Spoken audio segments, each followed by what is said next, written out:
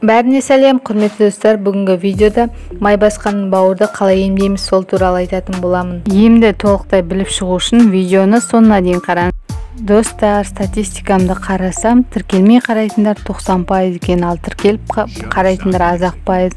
Каналдың еңбегін бағалап тіркеліп кетіңіздер, достар. Қарапайым қызылшаны аласыз. Қызылшаның 3 штугын аласыз, оны тазартып жақсылап сыртын жуып, қайнаған суға саласыз. Қайнаған суға қайнатып аласыз. Одан кейін ұсақтап турайсыз. Ұсақтап турағап болғаннан кейін оған пияз ашып, пиязды ұсақтап турап, пиязды саласыз. Одан кейін бір шымшым тұз саласыз. Сосын зәйтүн майын құясыз. Содан кейін ең соңында уксус құясыз. 1 сағатқа холодильникке қоясыз. Содан кейін барып жей беруіңізге болады.